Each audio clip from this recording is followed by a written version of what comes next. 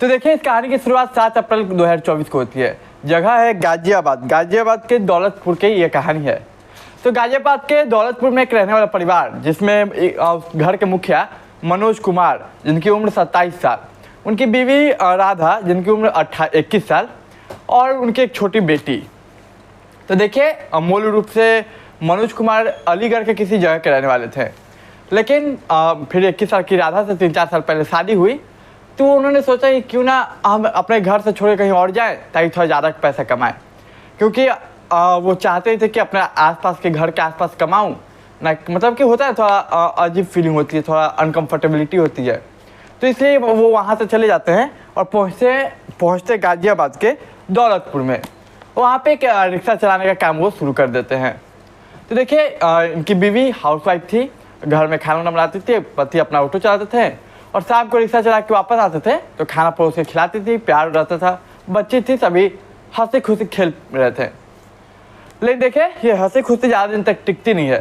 तारीख आती है 7 अप्रैल 2024। आमतौर पे जो मनोज के लौटने का समय था वो शाम के 7 बजे का था, क्योंकि वो जहाँ पे जिस इलाके में ऑटो चलाते थे वह 6 से 7 बजे तक हाईएस्ट मतलब कोई आ जाता था। उसके बाद सुनसान हो जाता था और कोई ऑटो वाला भी नहीं होता था, कोई पब्लिक भी उतना आता जाता नहीं था वहाँ। तो समय गुजर रहा था, रात के 8 बज गए और राधा कॉल कर रही है अपने पति को, लेकिन कॉल लग नहीं रहा है, कॉल ऑफ बता रहा है।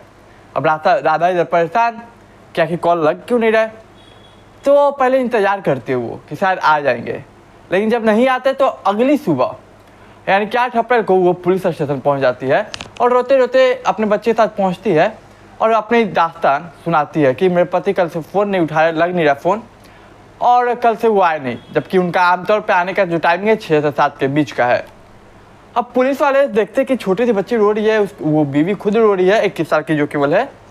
तो चलो पूछते कि मामला क्या है। तो मामला पूछते हैं, बोलते कि शराब पूछा पुलिस ने, शराब पीते हैं? तो बोली हाँ। तो पुलिस को मामला समझ में आ गया। अब पुलिस उन्हें समझा बुझाकर वापस घर भेजती है कि शराब पी किसी दोस्त के साथ रह गया होगा, कहीं क्लब उलब चल गया होगा, या फिर शराब पी के किसी दोस्त के साथ पार्टी कर लिया होगा, हम खोजते हैं, आप घर जाइए। ये समझाने के बाद वो घर चली जाती है राधा, और पुलिस वाले भी अपना निश्चिंत रहते हैं। निश्चिंत इसलिए क्योंकि उन्हें लगता है ये एक ड्रंक का केस है, दारू पिए कहीं पड़ा होगा, कहीं दोस्त के साथ पार्टी कर रहा होगा। लेकिन देखिए, फिर जब शाम को पुलिस वाले कॉल करते हैं राधे को कि क्या आपके पति वापस आए, तो बोलती है नहीं आए, मुझे तो डर है कहीं कुछ हो ना गया हो, और पीछे से वही बच्चे की रोने की आवाज़। अब पुलिस वाले थोड़ा सोचते कि मतलब जो ये वर्ड बोली राधा, कहीं कुछ हो ना गया हो। अब पुलिस को भी थोड़ा लगता है, तो बोलते एक काम करते हैं, हम इन्वेस्टिगेशन शुरू करते हैं। और इसके बाद पुलिस अपना इन्वेस्टिगेशन शुरू करती है। लेकिन देखिए, पहले पड़ोसियों से पूछताछ की जाती है, आसपास पूछताछ किया जाता है, जहाँ पे ऑटो चलाता था वहाँ पे पूछताछ किया जाता है, उसके दोस्तों से पूछताछ किया जाता है, लेकिन कोई खास सुराग नहीं मिलता। और ये इन्वेस्टिगेशन लगभग 1-2 दिन गुजर जाती है। जब 1-2 दिन गुजर जाती है इन्वेस्टिगेशन से और कुछ मिलता नहीं, तो पुलिस वाले एक निर्णय लेते हैं। सोचते काम करते हैं, फ़ोन को सर्वेलेंस पे डालते हैं और मनोज के फ़ोन का लास्ट लोकेशन हम निकालते हैं। तो फ़ोन सर्वेलेंस पे डालने के बाद, कॉल लोकेशन निकालने के बाद पता चलता है कि वो वहीं का गौतम बुद्ध एक इलाका है, वहीं पे उसका फ़ोन का आखिरी लोकेशन बताया जा रहा है। अब पुलिस की एक टीम फ़ौरन वहाँ रवाना होती है। वहाँ होती है तो देखिए, जहाँ पे लोकेशन लास्ट बताया जाता था वहीं पे फ़ोन तो मिली, लेकिन उसके साथ मनोज की लाश भी मिली। और पुलिस वाले परेशान कि हम जिसे गुमशुदगी का मामला समझते थे, ड्रंक का मामला समझते थे, वो सब एक कत्ल का मामला है। कत्ल इसलिए क्योंकि देखने से लग रहा है कत्ल किया गया है, गला दबाने के निशान थे। अब बॉडी को पोस्टमार्टम के लिए भेजा जाता है और इधर राधा को सूचित किया जाता है कि आपके पति अब इस दुनिया में नहीं रहे। इधर राधा, उसकी बच्ची रोने लगी पिन के। अब पोस्टमार्टम की रिपोर्ट इधर आती है तो वो भी यही बताती है कि पहला कि उसने एक्स्ट्रा अल्कोहल लिया था, दूसरा कि उसका गला दबाया गया और गला दबाने की वजह से ही मौत हुआ।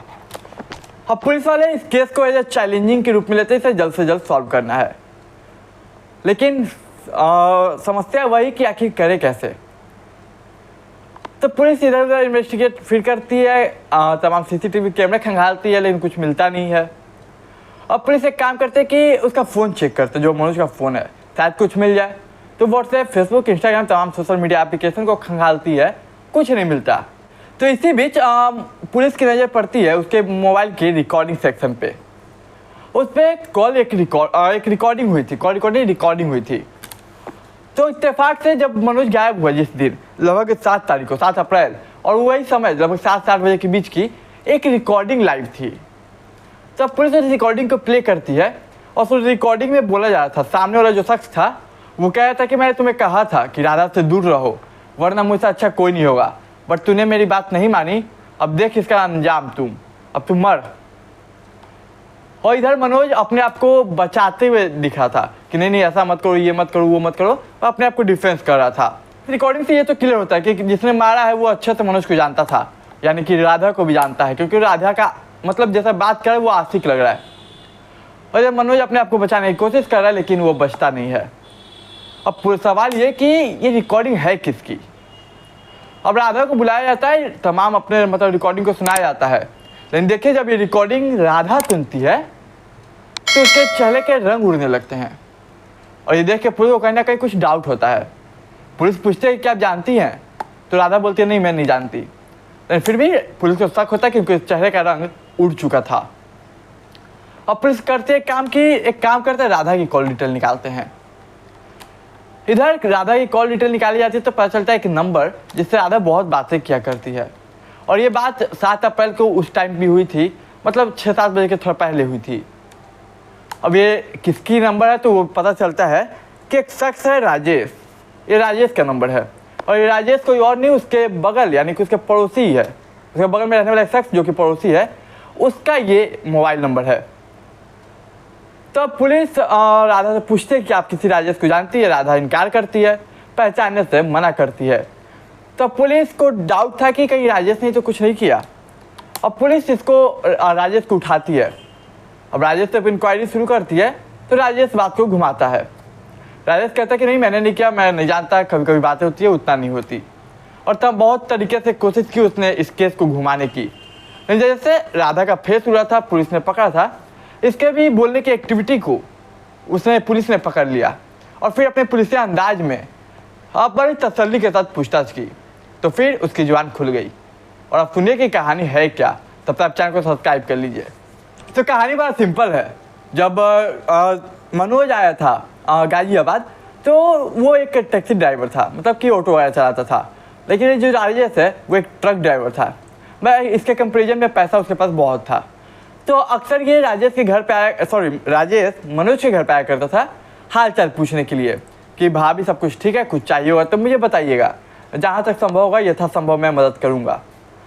इधर मनोज तो कुछ नहीं बोलता था, कभी किसी को उसने कभी बोला नहीं कि मुझे ये या वो चाहिए या पैसे की कमी है, लेकिन ये जो राधा है वो हमेशा कुछ ना कुछ बोल देती थी।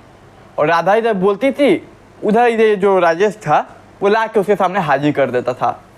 और ये बात कहीं ना कहीं राधा के मन को भाने लगी और वो उसके प्यार में पड़ने लगी। अब आप इसे प्यार बोलिए या फिर लालच, वो आप डिसाइड कीजिए। तो ये प्यार में पड़ने लगे और इन दोनों के बीच देखते देखते प्यार हो गया। जब भी मनोज बाहर होता था तो राजेश उसके घर आया करता था और कुछ टाइम स्पेंड किया करता था उसकी बीवी के साथ, और इन दोनों में प्यार हो गया था। तो प्यार की इस हद तक बढ़ गया कि अब वो लोग एक दूसरे के बिना रह नहीं सकते थे। लेकिन देखिए ये बात देखते ही देखते मोहल्ला में फैलने लगी, क्योंकि वो आते जाते सब देखता था। अब ये बात धीरे धीरे मनोज के कान में भी गई। तो मनोज ने मना किया, दोनों को समझाया कि देखो अब मिलो मत, मेरी बीवी से दूर रहो तुम, नहीं तो अच्छा नहीं होगा। बहुत बार समझाया, धमकाया, बोला, लेकिन जो कहते हैं ना ये प्यार, वो उसे ले डूबा। राजेश वो अक्सर फिर मिलने लगा और मिलते ही रहा।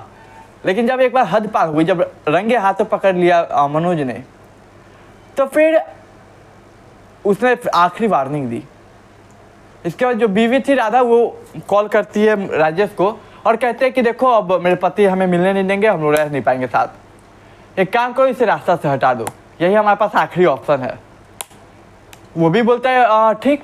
और फिर इसके बाद एक डीप मर्डर प्लान ये लोग तैयार करते हैं। मर्डर प्लान ये होता है कि सबसे पहले राधा कॉल करेगी 7 अप्रैल को, जो कि उसने किया। उसको बोलेगी, जो उसने बोला कि 7 अप्रैल को उसने राधा ने कॉल करके बोला कि देखो हमारे और राजेश के बीच अब सब खत्म हो चुका है, एक बार तुम जाके बात कर लो, वो भी तुमसे बात करना चाहता है।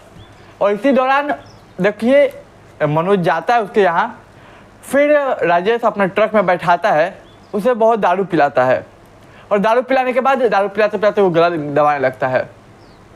बचाव में जबकि ओवर ड्रंक हो चुका था ये मनोज, तो बचाव में कुछ कर नहीं पाता। लेकिन फिर भी देखिए किस्मत बोलिए या फिर जो कह लीजिए, वो अपनी बुद्धि का इस्तेमाल करता है और रिकॉर्डिंग को ऑन कर देता है मोबाइल में। और कातिल को पता नहीं कि ये रिकॉर्डिंग ऑन हो चुका है और वो मोबाइल शायद कहीं गिर पड़ा होगा और रिकॉर्डिंग ऑन पे लाइव पे, और फिर ये रिकॉर्डिंग सेव हो जाती है। और फिर अगले सुबह देखिए बीवी जिसने मारने को कहा, जिसने मरवाया, और वही आके कहते हैं पुलिस स्टेशन में कि मेरे पति अब मिल नहीं रहे, गुमशुदा हो चुके हैं और उनका फ़ोन नहीं लग रहा है, और खुद कत्ल करवाया और खुद ही कंप्लेन। तो देखिए यही थी हमारी अच्छी कहानी। उम्मीद करता हूँ आपको पसंद आई होगी।